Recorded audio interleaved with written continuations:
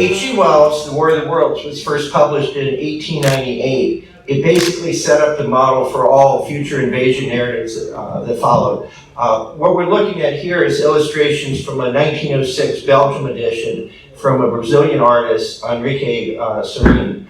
Okay, so the Martian Chronicles was first published on May 4th, 1950, although it contains stories published in the late 1940s in various science fiction magazines. Chronicles Marcianas, correct me now. No? Okay, the Spanish translation was published in Buenos Aires, Argentina in 1955, so 5 years later. The preface of that book was written by Borges, Argentina's most gifted writer. I'm going to read a small passage from the preface. The theme is the conquest and colonization of the planet. This arduous enterprise of the future men seems destined for the times, but Rick Bradbury has preferred, unknowingly perhaps, and by secret inspiration of his genius, an elegiac tone. Martians, who at the beginning of the book are horrible, deserve his pity when annihilation reaches them. Men vanquish, and the author is not proud of their victory. He announces with sadness and disappointment the future expansion of mankind over the red planet, that his prophecy reveals as a desert of vague blue sand with ruins of chest-like cities and yellow sunsets and ancient ships to wander on the sand. Borges is such a poet.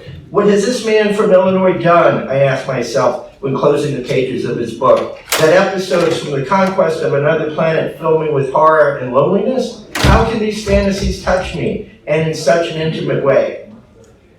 2 years later, Scott. All right, 2 years later, El Eternauta, or Englishized as the Eternaut, was a weekly comic strip that appeared in a Buenos Aires anthology comic called Hora Cero Suplemento Semanal.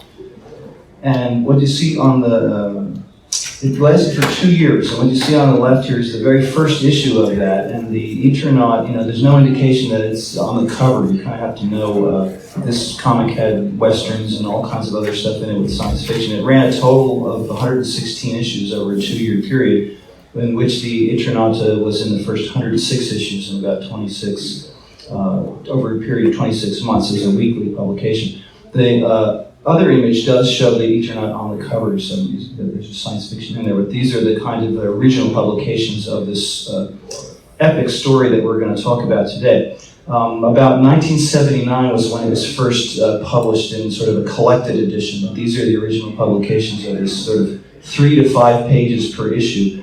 All together, when put together, it's about a 550-page work. It's a huge, massive, almost what I would call a proto-graphic novel in a way.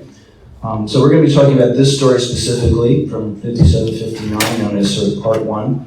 And in conjunction with that, we're also going to talk about this version of it from 1969, which was published serially in a magazine called Gente y la Actualidad in about 10 to 12 issues in Argentina in 1969. It's the same story, but it's sort of much more highly politicized and with different art by Alberto Breccia.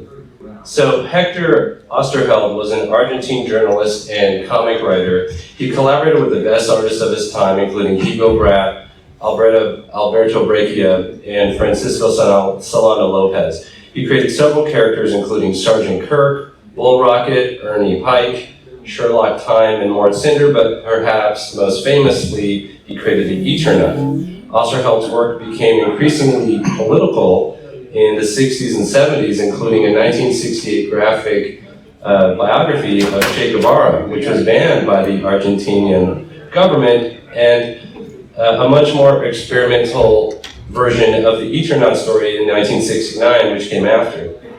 In 1977, Oesterheld became one of Argentina's disappeared persons. Him and his daughters were missing and presumed murdered. Francisco Solano López was the co-creator of the original Eternaut run from 57 to 58, and he fled to Spain a year later to avoid possible arrest. He returned later, but then fled again in the 1970s, and he died of natural causes in 2011. Now, Alberto Breccia was born in Uruguay. He moved to Buenos Aires when he was 3 years old. He and Oesterheld created the Mort Cinder character in series, a bit of a time-jumping kind of series, and it is considered to be by many Alberto Breccia's masterpiece, and they also created a new version of the Eternaut in 1969. He also co-founded the Pan American School of Arts in Buenos Aires, of which he was the director until 1971. So now we know all of the players except for us here on the panel. So let's start with Alex. So I'm Alex Strand. I founded the Comic Book Historians Facebook group and YouTube channel. Jim and I do Comic Book Historians podcast together, and I'm happy to be here. Scott. My name is N. Scott Robinson. I'm a professor at San Diego Mesa College, and I started the social media for Globo Comico, which specializes in international comics on Facebook, Instagram, and YouTube. And I'm Joe Thompson. I am a family lawyer in Los Angeles. I also taught film theory and genre theory for Duke University for 15 years, and I am also the moderator on Comic Book Historians and co-host of the Comic Book Historians podcast. So, Ray Bradbury is from Mars, the Eternaut is from Argentina, national identity, and the invasion narrative. Both Martian Chronicles and the Eternaut are poetic invasion narratives. They have many similarities in terms of narrative form, and they share plot elements. We'll see how many this morning in a few minutes. But as Oesterheld said, my stories try to express something in a way that is ours, that is Argentine. Neither that of Bradbury nor of any of the other great sci-fi masters. Just that, ours, meaning Argentinian.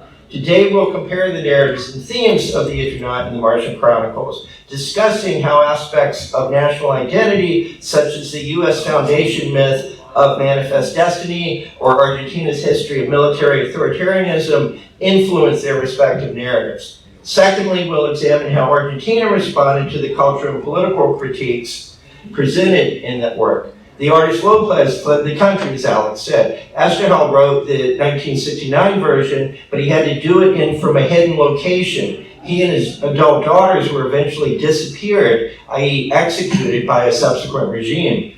Finally, we'll see how, just as the Martian Chronicles Spanish translation helped inspire the Eternaut, that strip was collected and exported to Mexico, Croatia, France, Greece, and Italy, where a pop band took the name Eternaut and comic creators took up the saga with their own national spin.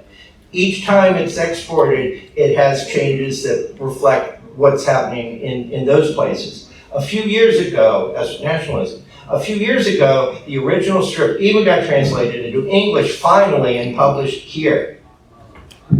So in order to achieve what I just said, we're going to go through basically the book, because I presume that nobody here in the room had read it, because of the slow entry into the U.S. culture. What I'm going to do is go through the narrative, and then Alex is going to, as I go through that, Alex is going to point out whenever there's a parallel with Bradbury. So we start with the prologue. This is where we meet the time-traveling Eternaut, the navigator of eternity, as he materializes at Oesterheld's kitchen table. Oesterheld, the author, is identified as a comic book writer in the text here. And the Eternaut begins to tell his story. And that's eerily similar to the chapter in Martian Chronicles Night Meeting, where Tomás Gomez meets a Martian on the road, but they're at a divergence in time. And Tomás is from the future, and he's telling the Martian from the past about how there's going to be, that a lot of his culture is already gone and decimated at this point, and that information is relayed from the future to the past. And there's also this interesting discussion of which one is the ghost, the one from the past or the one from the future. The story starts with the Eternaut story starts with friends playing cards on a cold night in Buenos Aires. We learned that the Eternaut, not the internet. The Eternaut was once a regular guy named Juan Salvo. One of the other players is a physics professor, Dr. Favalli. Snow begins to fall outside, but it's not snow. It's lethal. And anyone who breathes that air or comes in contact with the snow is going to die instantly. It's assumed to be a radioactive cloud. Perhaps they speculate US testing. The houses around them quickly become lifeless. Streets have become littered with bodies and abandoned cars. It's the last days. And that's similar to two chapters from the Martian Chronicles. In the one, "And the Moon Be Still as Bright," it reveals that the particles of death in that case was for the Martians, and that was chickenpox, that the chickenpox essentially decimated the Martians biologically. And then also in the chapter "There Will Come Soft Rains," where it shows that it was radiation from a nuclear war that decimated the humans on Earth, and we see that panel demonstrated by Wally Wood in Weird Fantasy 17. So we learned quickly that the snow is not the only danger, that there are other survivors besides their card players, and Favali warns, who knows how low people may sink, a victim of their appetites and ambitions. In a situation like this, when there are no police, no authorities to stop them, soon it will be the law of the jungle. Everyone for himself, kill or be killed. And he's right. And it's just like The Walking Dead. It's just like Lord of the Flies. It's like any narrative where we have end days. And that's really similar to the yellow chapter in the beginning of Martian Chronicles, where there's this sense of invasion or encroachment of the first expedition, and then the Martian grabs the nearby weapon, arming themselves, getting prepared to kill or be killed, and that becomes a mentality of just raw survival. What we have soon, though, is that it's not just that, and it's not nuclear winter. The survivors begin to see objects in the sky, and they realize for the first time that it is an alien invasion. The snow was just the first wave of the attack. But we are introduced quickly to heat ray machines, reminiscent of Wells's War of the Worlds, but no sign of the actual aliens. Survivors now have a common enemy, and the original paranoia recedes. And that's, that acknowledgement of this technologically superior force coming in and sensing them. That's akin to the Summer Night chapter of Martian Chronicles, where Martians are getting images of their minds of Earth culture, of Earth music, and they know that something is coming for them, that there is another force, they're on their way. A military-style resistance begins recruitment, and they recruit our former card players. We're introduced to new characters along the way, like a young metal worker, Franco, and a historian journalist. Giant alien beetles are presumed now to be the invaders as they see them marching along the streets, wreaking havoc. We learn later that these giant beetles are just enslaved foot soldiers, basically attack dogs for a higher power. That sense of resistance and fighting against the invaders, that's shown in Mars's Heaven, where you have an expedition of Earth astronauts coming in, and the Martians lay a trap in order to then systematically execute each of the Earth astronauts. It becomes a combat story at this point, with historic battles that take place with emphasis on the human heroism and military strategies, and mainly spirit. Names like the Battle of General Paz Avenue and the Siege of River Plate occur. Those have different meanings, the titles, in terms of Argentinian representation that are historic, that are lost, I think, on English audiences. Earthlings have early victories through their ingenuity against the greater odds. The snow stops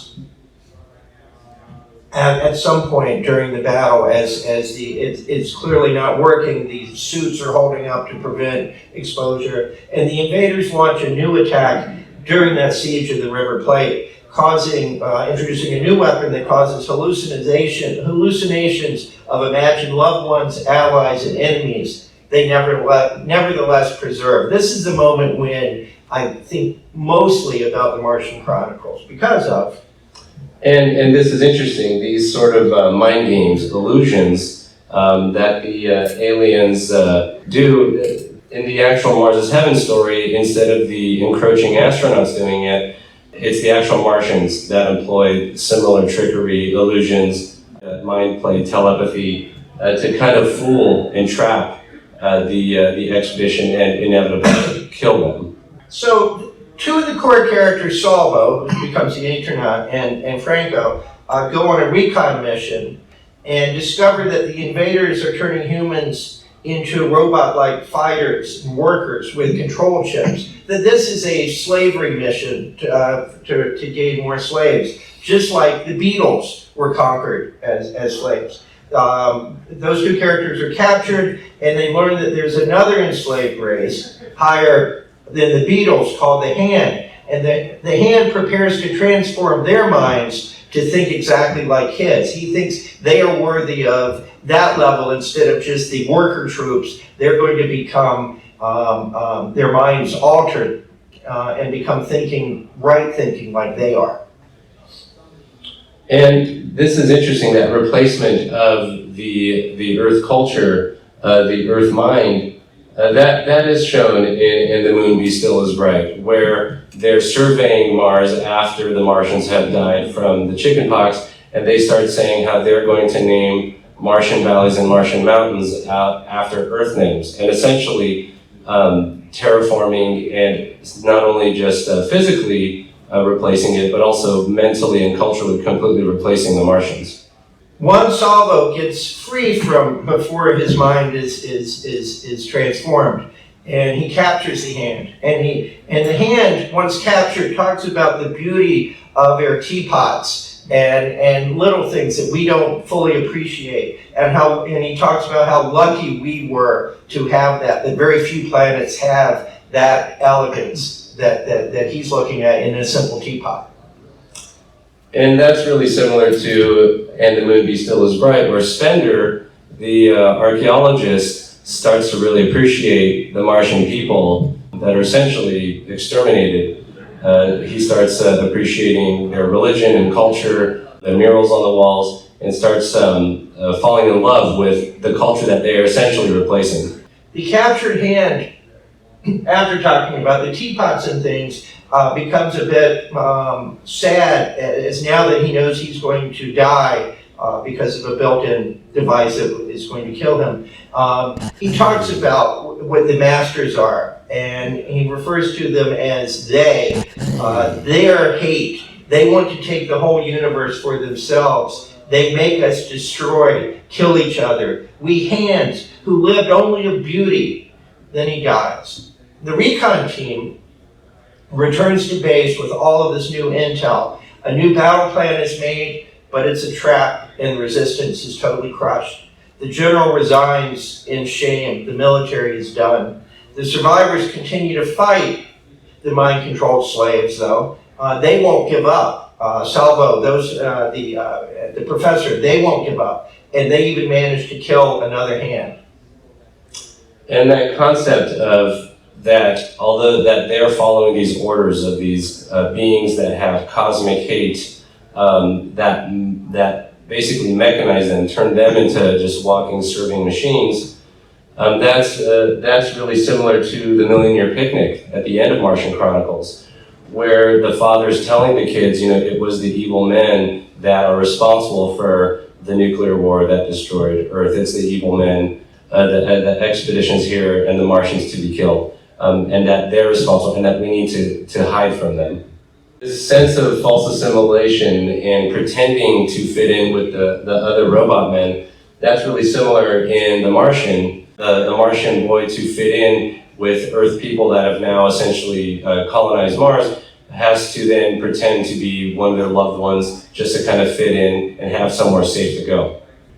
Their hair is disabled in the force field, snow begins to fall again, and then the invaders broadcast false messages on the radio that lure the survivors everywhere to a supposed safe zone where everyone is captured and the robot chips are planted. We see these are the heroes that we've been following throughout, and now they're simply mindless drones, except for Salvo. He's the only one that escapes.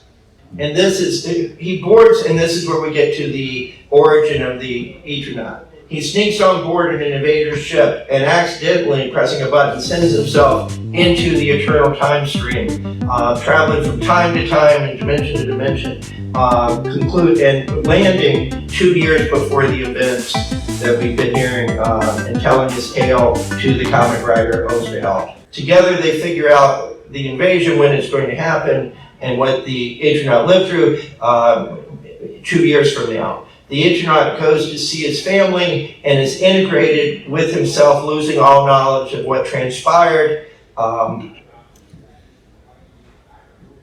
therefore, Oesterheld is left with the dilemma, how do I single-handedly stop the invasion? This is a different sort of pondering in the Martian Chronicles, when the father's looking at the water with him and his family looking back. They're pondering, but it's a different kind of defeat because it's already done, and now they're on Mars, and I think they start to realize that they are the Martians, and it's about starting over, actually letting go of the past. And I would point out with the Eternaut ending, another comic illusion, which is here he is, Oesterheld, holding in his hands the entire story and how it could alter everything if he reveals it and how to do it effectively and everything. It's basically the last panel of The Watchmen too, where the guy, the worker inside the newsroom is holding Rorschach's journals, and you don't know, it ends and you don't know whether it's going to be released or what's going to happen and how it changes all the events in the history. There's also a similarity between, I would say, Dr. Manhattan and the Eternaut in terms of understanding time and it all being so flexible and such. So that's basically the Eternaut story. We told that pretty much if you read it, that's what happens throughout. Now, what we want to do is discuss it in terms of what it means as an Argentinian narrative rather than simply a science fiction narrative, because it has so many similarities with Martian Chronicles, but one is very much a U.S. story, a story of manifest destiny and questioning those concepts. But it's definitely U.S. based in its approach. This is definitely Argentinian. How so? So I think in some sense it's Argentinian in that they are the invaded force, that there's this more technologically advanced predatorial force coming in, and that they need to then kind of band together with their local neighbors to try to resist this force and try to outsmart them and try to figure out, in some almost kind of guerrilla warfare, try to then prevent their domination, and it becomes an Argentinian identity narrative in a sense. Argentina also, at this stage in time, it has almost a fetishization for science. Science fiction was about to break out, but science was always their technology. And so this is really a celebration of technology in a lot of ways, and of the physics scientist that is one of the card players is treated with great respect, although he's cold and a bit aloof, but he solves a lot of the problems and is one of the heroes. Whereas the historian that's introduced, who becomes the modern day journalist, is a total buffoon and is made mockery of, and they announce that the world powers have named him king, and he believes it, but it's just a joke, and he's played, as I said, as the fool. It's the common people that this is about, and how they join together in almost like a Howard Hawksian professional way, that they are the people that get the job done. The military is thrown out, basically. They fail, but the common people unite. The other thing I would say is this is about no one hero, but about group spirit as being the hero of the things. Scott? Well, just in reading the story and comparing it to some of the military authoritarianism that would increase in Argentina later, I found it to be shockingly prophetic, especially what happens with Oesterheld after he finishes the. And then I think there is some historical context, right, of like the Argentinian dictatorship and the people resisting that, right, and that the Argentinian dictatorship They have the weapons that maybe the people might not have as much access to, as much of that technology, but they'll still resist in a group cooperative sort of way.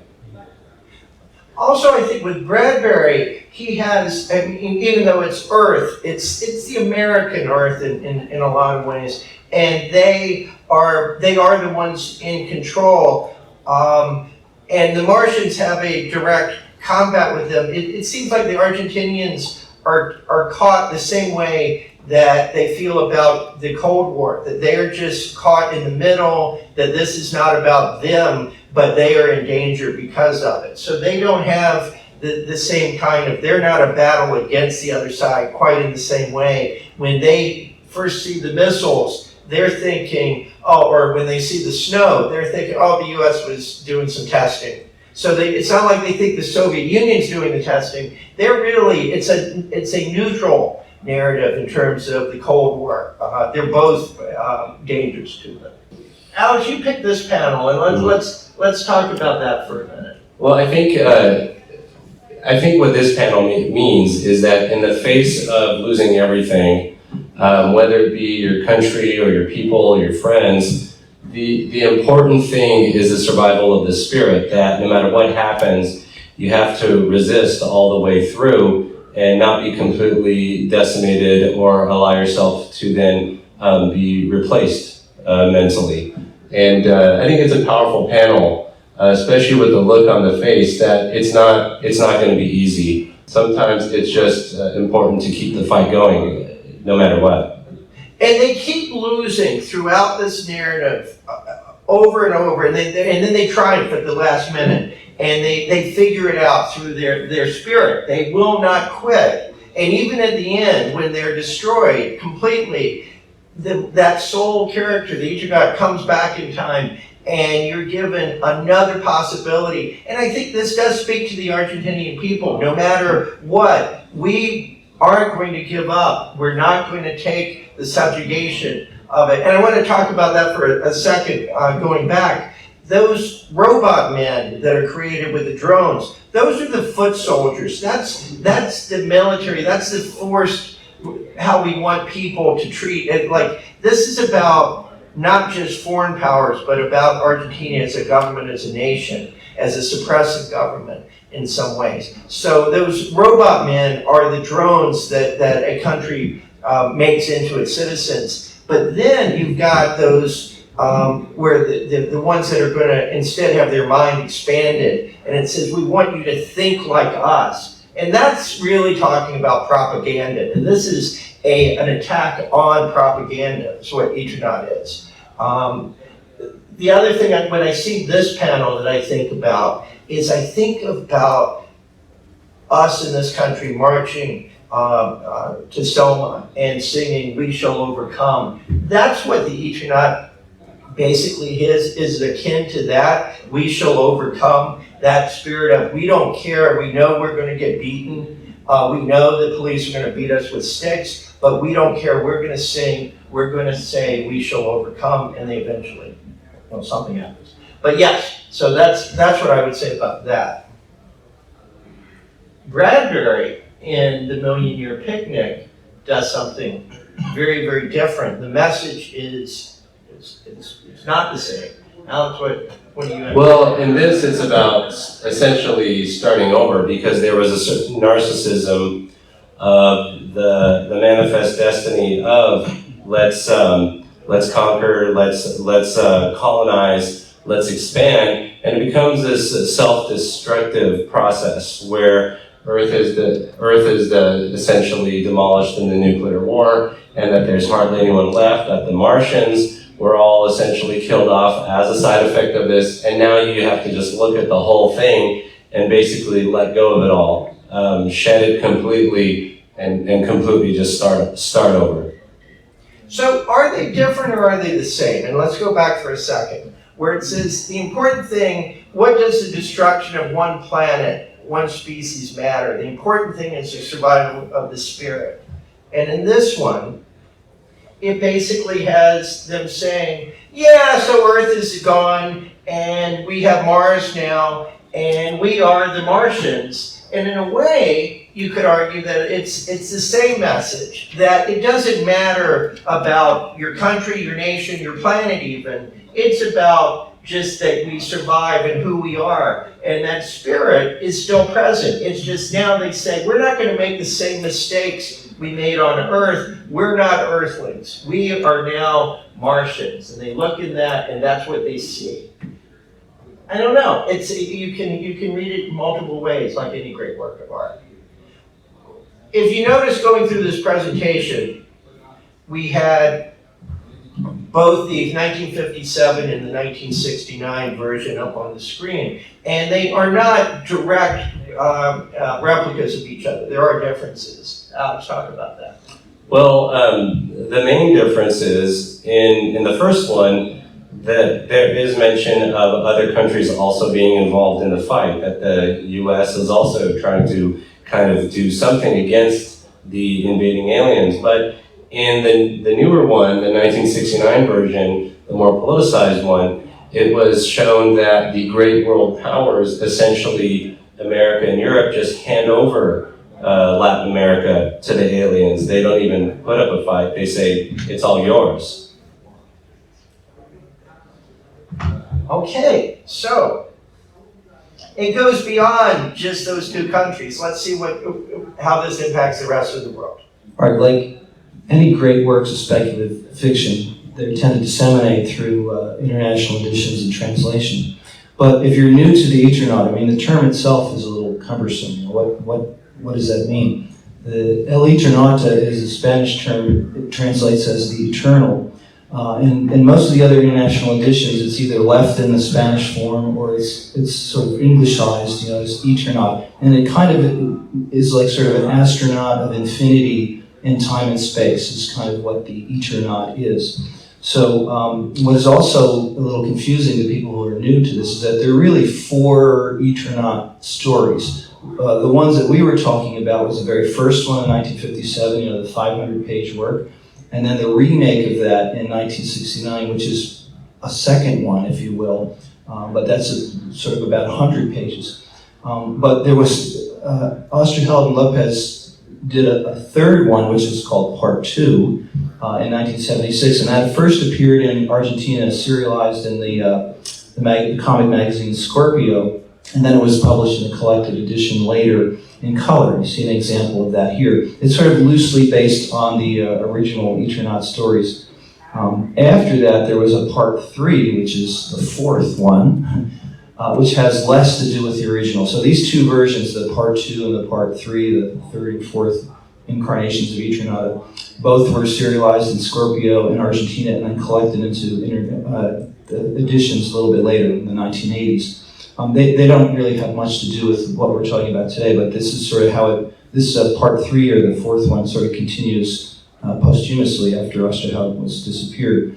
After that, or interestingly enough, these works start to spread. And the first place that the Eternaut goes is in Spain, in this comic magazine called El Globo, which is kind of like a 1970s, like an anthology series that had all kinds of things like the Peanuts and younger stuff to more adult stuff. But interestingly enough, the version that goes outside of Argentina is the 1969 version, the highly politicized one with the experimental artwork. If you're familiar with the work of Bill Sienkiewicz, you might see, you might recognize almost a similarity in sort of abstractness in that work. And that's the one that sort of goes out first. It's serialized in El Globo in Spain, and there's collected editions also published there. After that, or about the same time, it also appears in Italy, and this several Italian comic magazines. Linus is one that has a variety of material in it, but the Breccia version is in there, serialized, as well as Il Mago. And a little bit later on in the late 70s, Alter, also a similar kind of anthology series. And it's my position that I think, Breccia's artwork was so stylized that this is kind of one of the things that sort of caught on in Europe was the artwork of Alberto Breccia. In Italy specifically, I think it's also there are various connections between Italy and Argentina and art and music over in history, and also fascism. So I think there's some aspect of the story that also takes root there that people are responding to. In the 1980s, Italy becomes the very first country outside of Argentina that publishes the original 1957 version of the Eternaut in its entirety in 2 collected editions. On the top, you have the 1981 softcover version of that, and then on the bottom is the 1980 hardcover version of this. So that's interesting that Italy sort of sees the importance of this work, and they published the original one along with the remake. It's there by 1980. And that's around the time that the original work was also, in collected editions, was published in Argentina. After that, in the 1980s to the 2000s, they began a new comic series called Eternauta. And this is kind of a sci-fi, it's almost like heavy metal in a way. It doesn't have any of the story or anything really to do with the Eternaut in its original form in Argentina. But it is a sort of comic magazine that runs for 196 issues over about a 20-year period that features primarily work of Argentine artists and sci-fi comics. So there's something about the artwork of Alberto Breccia and the iconic nature of this story that sort of takes hold, and this becomes another thing in Italy.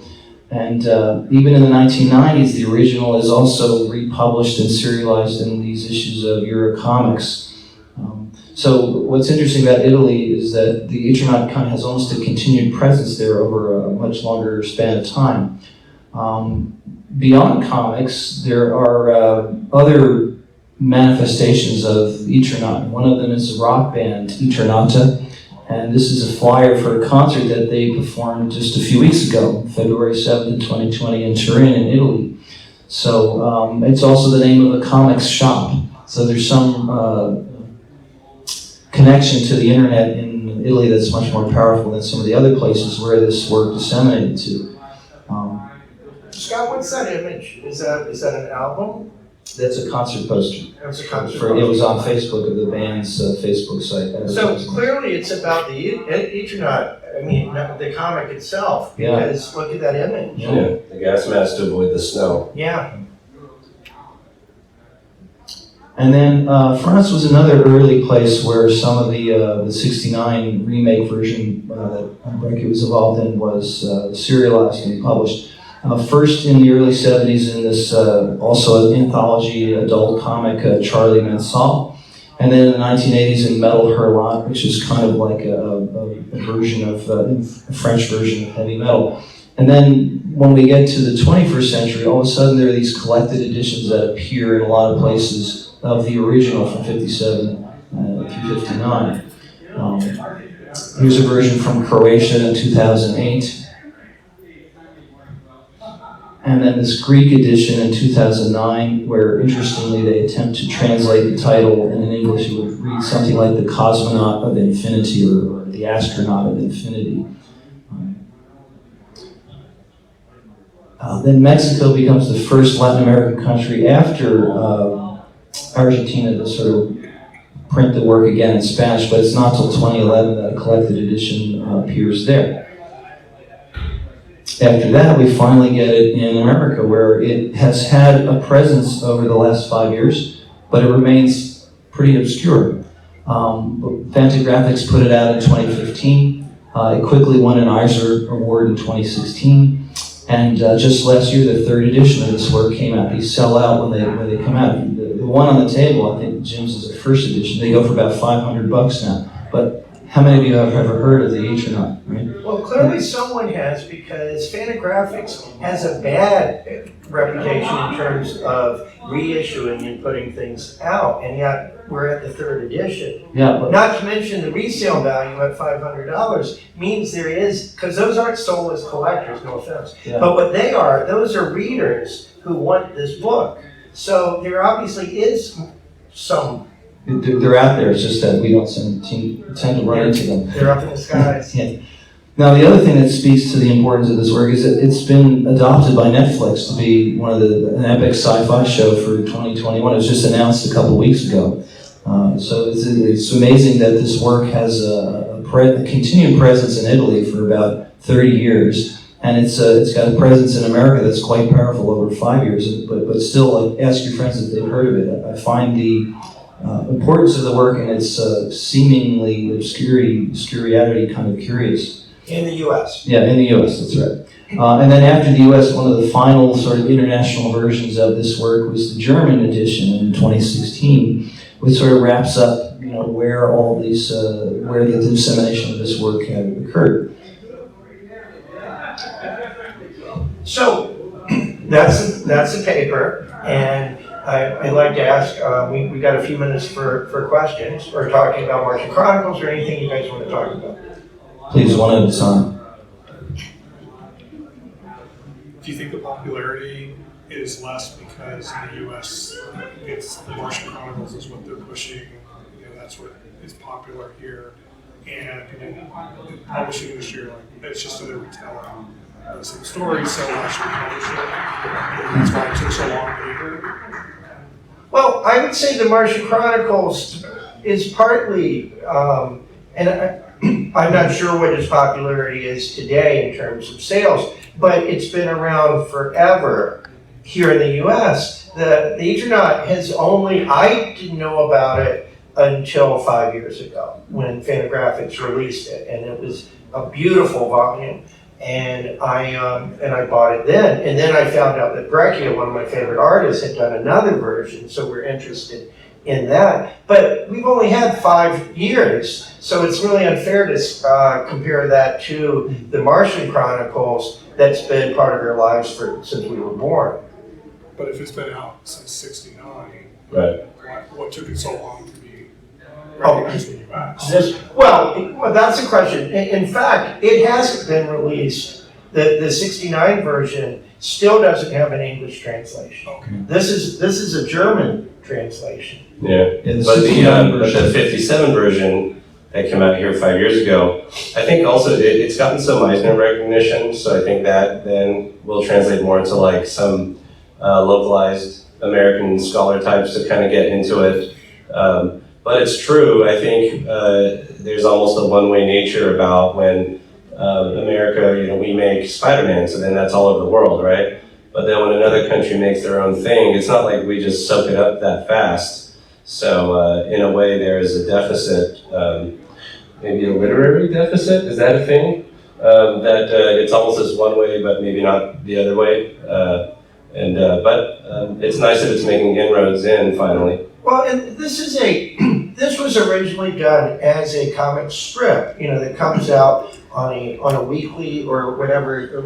Was it weekly, Scott? Yeah, it was weekly. It was weekly. So if you think about U.S. comics, because Martian Chronicles, that's a good thing. Martian Chronicles, they tried to make that into a Sunday strip, and nobody would touch it. Doug Wildey did the illustrations for it, and it failed. I can't think of any science fiction strip in the U.S.